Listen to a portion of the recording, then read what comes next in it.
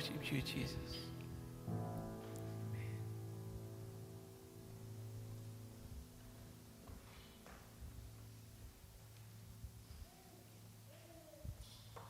The passage upon which the teaching based tonight is Mark chapter 8, 27 through 35. And I'll ask you to stand for the reading of God's word.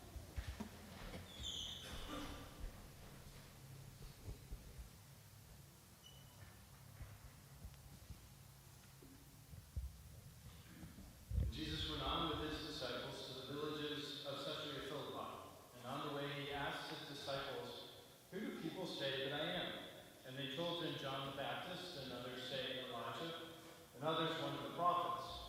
And he asked them, "But who do you say that I am?" Peter answered him, "You are the Christ." And he strictly charged them to tell no one about him. And he began to teach them that the Son of Man must suffer many things and be rejected by the elders and the chief priests and the scribes and be killed, and after 3 days rise again. And he said this plainly, and Peter took him aside and began to rebuke him. But turning and seeing his disciples, he rebuked Peter and said, "Get behind me, Satan, for you are not setting your mind on the things of God, but on the things of man." And calling the crowd to him with his disciples, he said to them, "If anyone would come after me, let him deny himself and take up his cross and follow me. For whoever would save his life will lose it, but whoever loses his life for my sake and the gospel's will save it." The word of the Lord. Thanks be to God. Please be seated. We're in the paradox of Good Friday. How do we call this Friday good? How can it be one of the best days of human history and one of the worst days of human history? And as we think about Good Friday, we often focus on what Jesus went through in order to effect our salvation, the death that he died in our place. And I'd like to turn that focus just a little bit tonight and to focus on something that I think is just as important and is sometimes neglected as we think about the cross. And that is that the cross is not just a moment in history that affects our salvation, but it is a road to which we are called. It is a paradigm for our life. And that's something that too often we push into the background because that has, in some ways, it's really easy to celebrate. Great, I'm forgiven, it's done, it's all taken care of. But then when you tell me, oh, I've got to pick up my cross and follow after Jesus, well, that's a little bit more and a little bit deeper of a calling. So to reflect on this, I thought we could start nowhere better than on that great cinematic achievement of last year, which was Barbie. Perhaps you participated in the Barbieheimer event. If you have not seen Barbie, I don't blame you. It's one of those, I like to watch things culturally to keep my finger on the pulse of culture. And it's also one of those moments where you're like, I'm not getting this 2 hours back. It's gone. So in general, Barbie tells the story of Barbie world, in which all the Barbies and Kens live, kind of a parallel universe to the real world.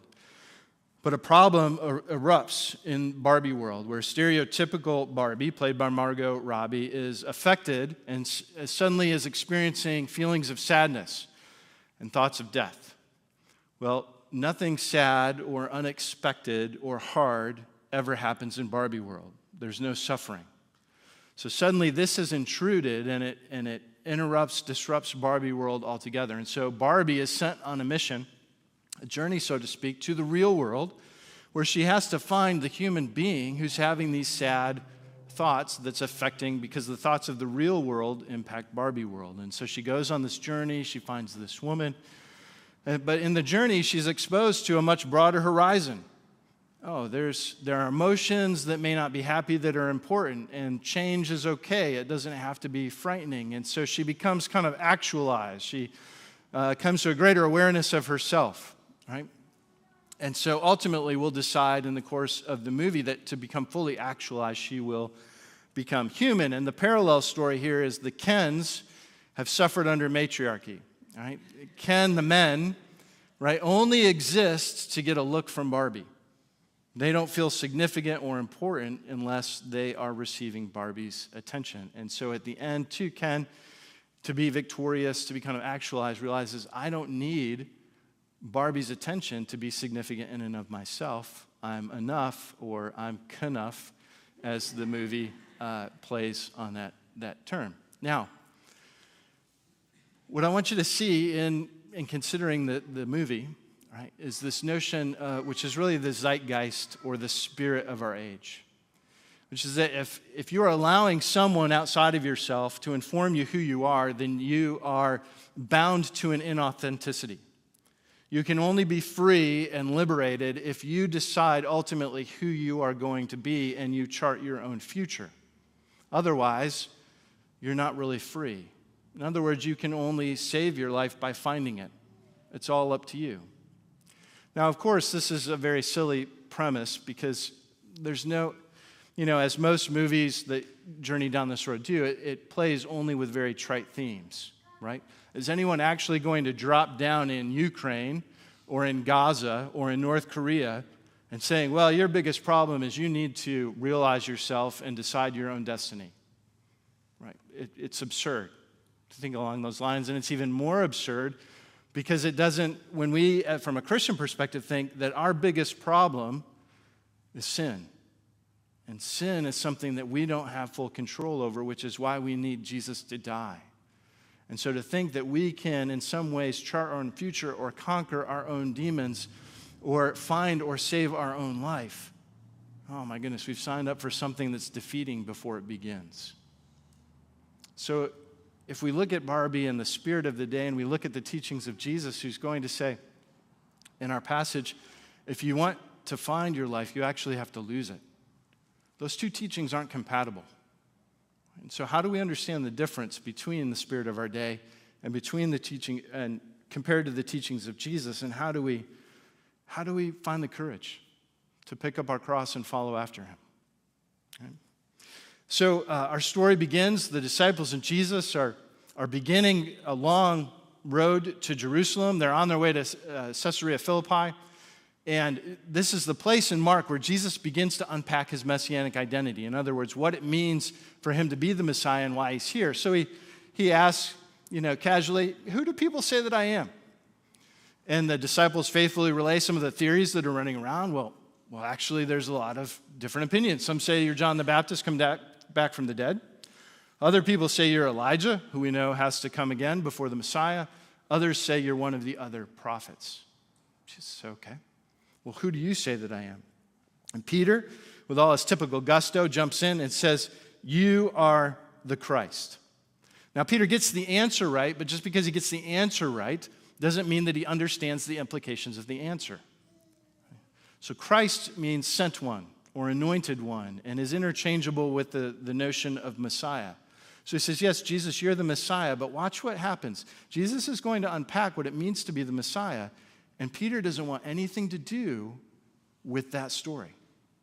Right? In other words, Peter gets the answer right, but when Jesus explains what the answer means, Peter's kind of like, I'm out. That's not where I want this story to go. Because Jesus says, the Son of Man must suffer many things and be rejected by the elders and the chief priests and the scribes and be killed, and after 3 days rise again. Now, that's not the story that the disciples are expecting. Now, I hinted at this or mentioned it in confession last week, but in general, in the first century, God's people are expecting the Messiah to show up and that he will put Jerusalem on top of the world. So in other words, not only will he defeat all of Israel's enemies, but he's going to make it so that all nations are under the authority of Jerusalem, and all nations come and recognize Yahweh as the one true God and worship him in Jerusalem. There's some passages that hint at that in the Old Testament, and that was the expectation. Right? So if you think about the words that go in Peter's mind about Jesus' messiahship, it's words like victory, winning, on top, right? Subjugation of everybody else. And here, Jesus is introducing his messiahship with what words? Rejected, suffering, killed. Right? I don't know, the text doesn't tell us, but I imagine that by the time Jesus got to the notion of rising again, Peter had stopped listening.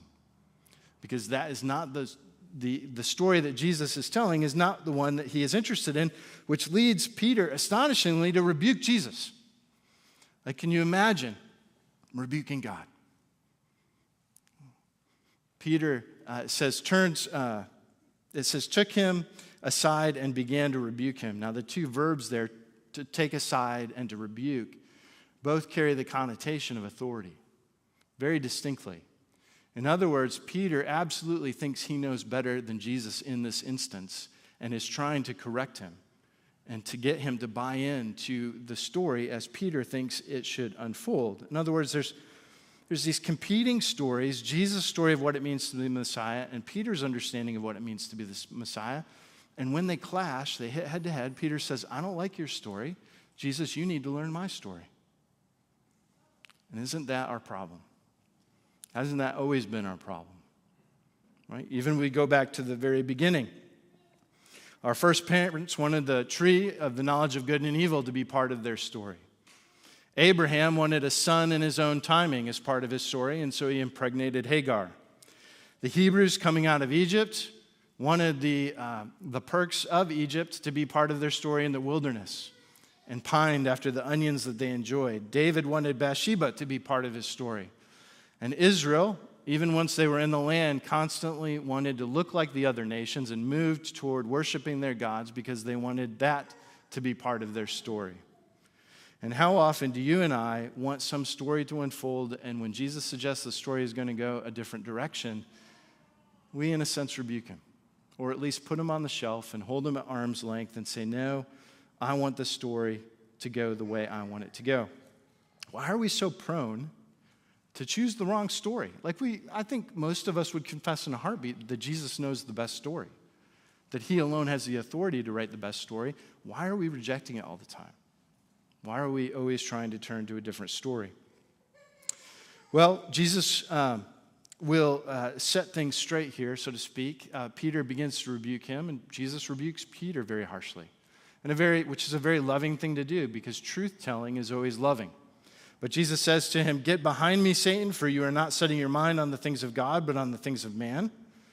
And then he draws the disciples in. This becomes a teaching moment.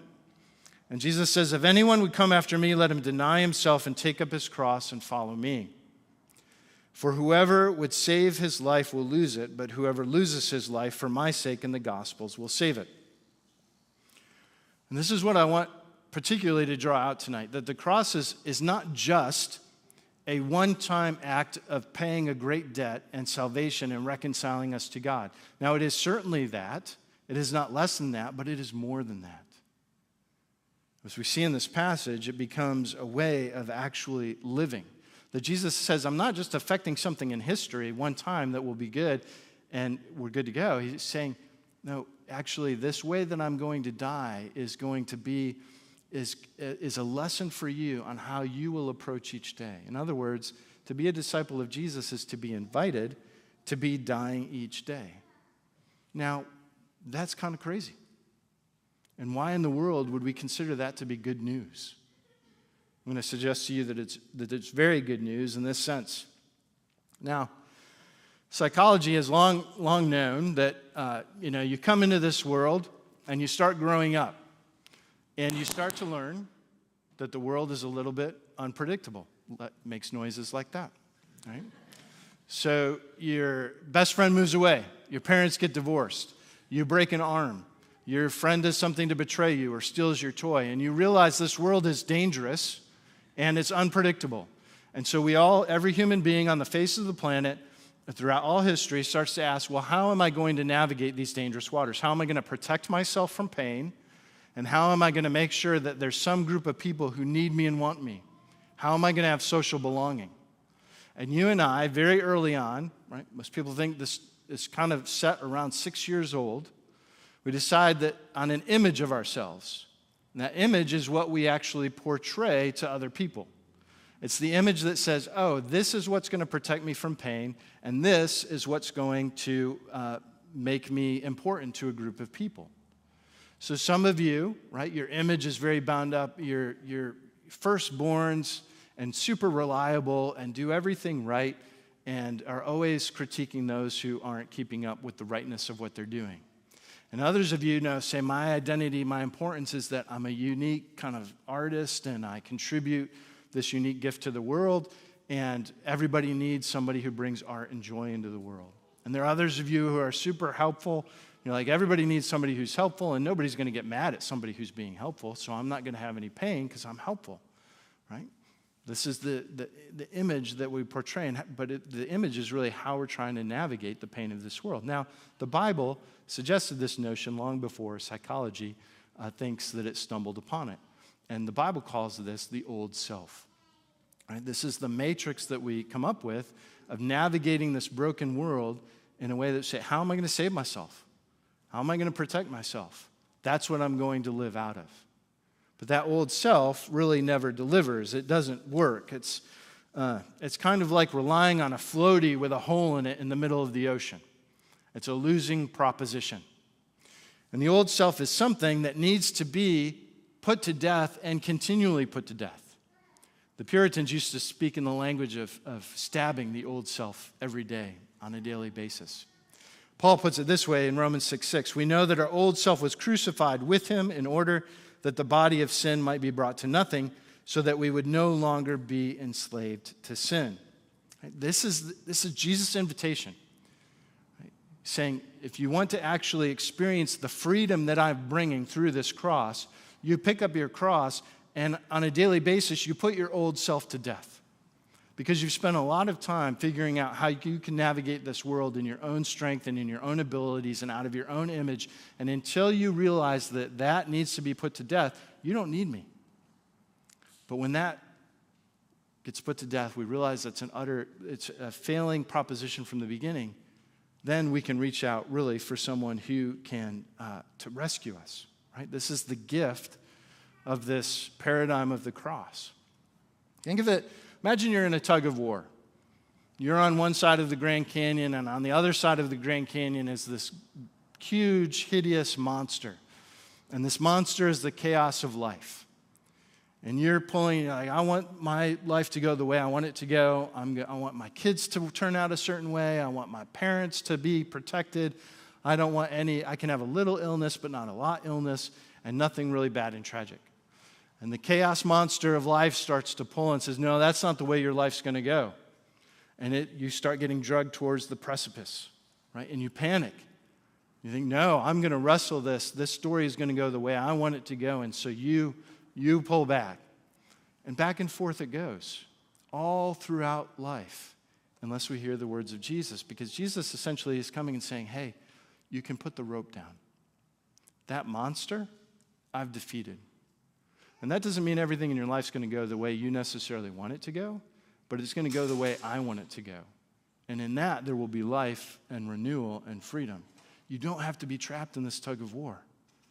But how often are we picking up that rope and pulling and pulling? What does this look like in real life, not just in the abstract? I was talking to a dad recently, and this is the way he would tell the story of his life. He would say he grew up shy and awkward, and then got to this point where he said, this is not who I want to be. So by the prowess of his own strength and skill and ingenuity, he started to become athletic, right? Didn't have anything to do with his genetics. And started to become economically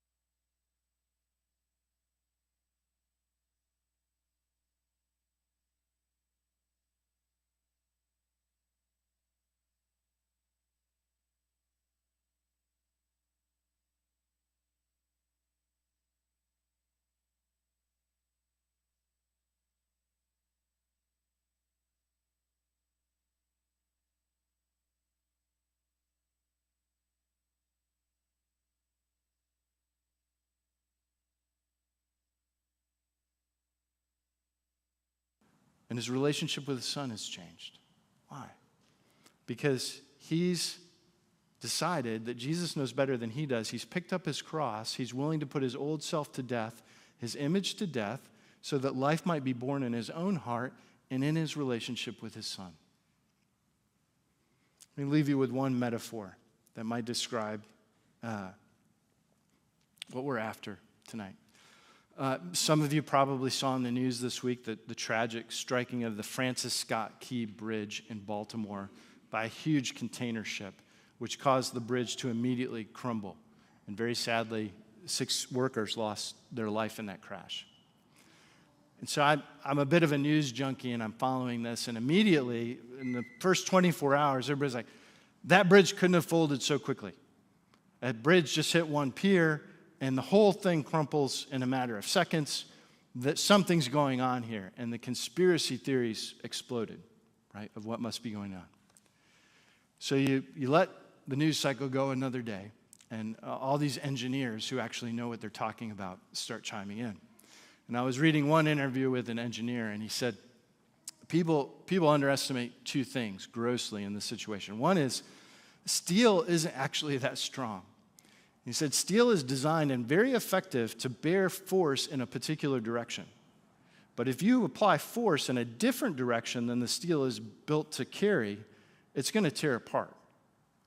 And he said, the other thing that people grossly underestimate is the force of that cargo ship. That cargo ship is actually mid-size, and that mid-size cargo ship, when it's fully loaded, holds about 10,000 shipping containers and weighs over 100,000 tons. It takes a significant period of time for it to come to a stop, and that's why tugboats guide these ships in and out of harbors, and we don't let them just kind of power themselves in. He said the power of that boat hitting that bridge in motion is equivalent to the force that is needed to send a rocket into outer space. He said, of course, that bridge crumpled immediately. That's surprising to no engineer on the face of the planet, right? Now, that's a great metaphor to think about, right? Your old self or your image. Your old self is that bridge. And it may not be today and it may not be tomorrow, but sometime, without exception, a cargo ship is going to hit your old self. And it's going to fold like a pancake. Right? Because it's not built to actually handle the trials of life. Right? And that's the beauty of Jesus' invitation, the beauty of him going to the cross. You know, one of the aspects of this, Jesus goes to the cross. He doesn't have an old self to put to death. Doesn't have a false image. But he's willing to go not only to make the payment for sin, but to give us this picture of what's necessary for us to be made alive. Right? To come and to take his cross and to be unified with him. And in that, when the cargo ship comes, he's already taken the hit. But if you choose to live out of the old self, well, you've got to take that hit yourself. Let's pray. Father, on this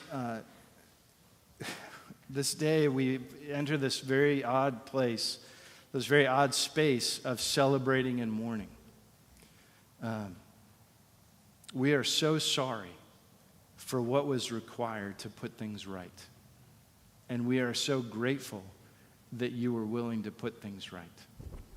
Would you help us to continue to wake up and not think that the cross is something in the past and it's something, and we're waiting for the future realization, but the cross is something every day. Would you help us to pick it up and to put our old selves to death that we might actually find our life? Forgive us for the foolishness of trying to save it on our own. We pray that you would give us wisdom and clarity and help us to be a beacon of light, a place where sinners have taken up their cross and offer that life to